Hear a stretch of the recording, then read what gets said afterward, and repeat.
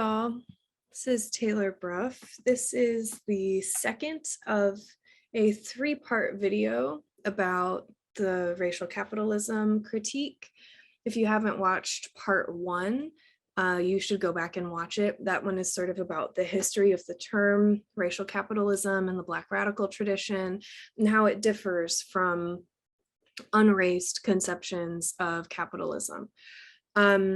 In this video, I'm going to be talking a little bit about kind of genres of argument that you may want to operationalize in debate.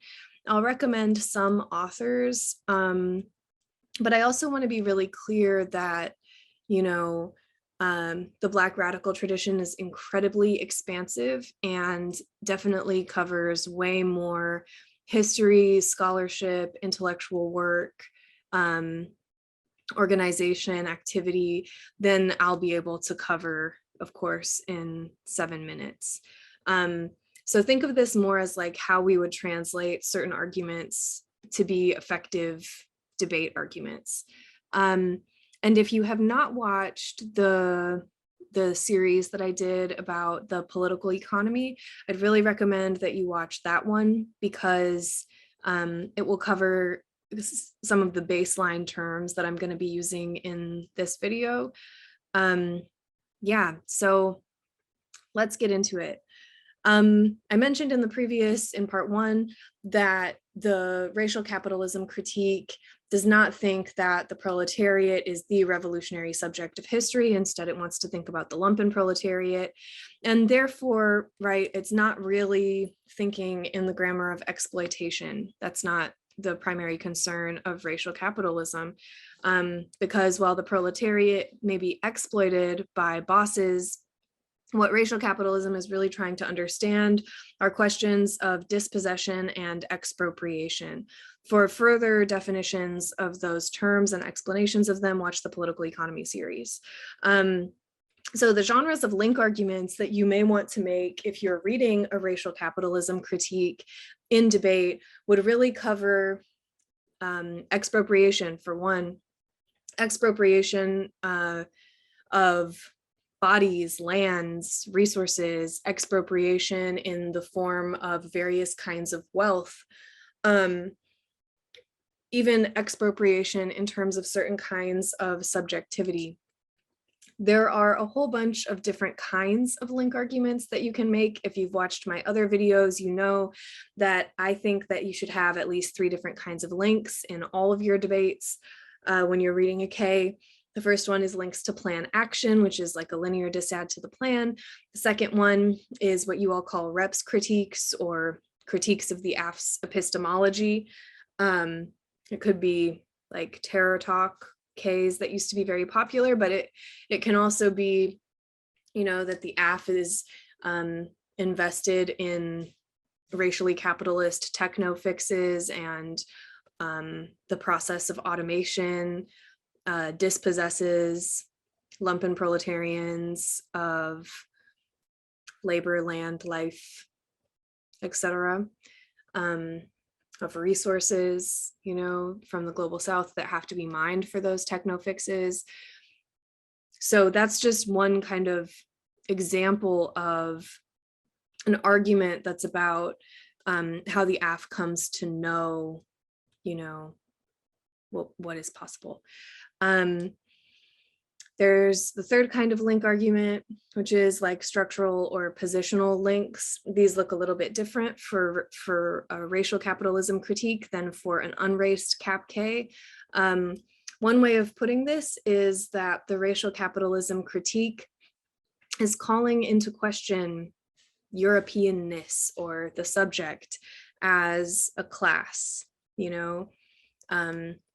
Robinson and many others have argued that there is a class solidarity, there's a class basis for Europeanness itself, because it was consolidated as a class through modes of expropriation and dispossession via colonialism and slavery. And so positional or structural links related to that could be about the way that the position of your opponents influences their mode of argumentation and the mode of politics that they're producing, but it can also be arguments about the positions with which the AF is preoccupied, you know, the position of the European subject, the way that that position is predicated on the expropriation and dispossession of others, etc., right? The position of the proletarian, not as the revolutionary class, but instead as, you know, occupying a particular status that emerges from a uniquely European history, and that therefore is not translatable across those racial and class solidarities. So a bunch of different kinds of link arguments you can make given, you know, what racial capitalism is saying, but it's really important to remember that these links should be based in concepts about dispossession, expropriation, and in some cases, appropriation, which is a very popular set of arguments in debate. You all call it commodification. But really what it's about is how something gets marked as commodity and what the modes of circulation that become attached to commodities do to the thing. You know, when you all read like ballot picks and Academy Ks, this is really what you're talking about. And racial capitalism will give you an analytic and a frame to help you elevate those arguments. So it's not just about the teams desiring the ballot, but instead it can be about the modes of recognition that attend certain kinds of racially capitalist subject codifications and how those modes of recognition play into the commodity form under racial capitalism. There are a variety of different alternatives that you can read. As with any critique, your alternative should compete directly with the AF. I would really encourage you all to look into alternatives like intercommunalism, also certain dual power alternatives, stuff about diagonal organizing. There's lots of ways that you can use your alternative, right? Your alternative should always compete with the AF. And so there are lots of different ways that you can utilize an alternative for a racial cap K to your benefit in order to generate additional net benefits, right? The horizontalism versus verticalism debate can happen in nuanced ways when you're reading a racial cap K, but you can also have other kinds of debates, right? About how the AF has been invested in expropriation, dispossession, and appropriation based in your alternative. There are lots of different authors to read. I realize that I gave you all a little bit less. I would highly recommend Jackie Wang's Carceral Capitalism for those of you who are interested in understanding the connections between the prison and the prison industrial complex and contemporary modes of racial capitalism. Ruth Wilson Gilmore's Golden Gulag is another excellent place to think about prison abolition and the relationship between racialized neoliberalism and the expansion of the prison. This is where we get terms like surplus populations, right?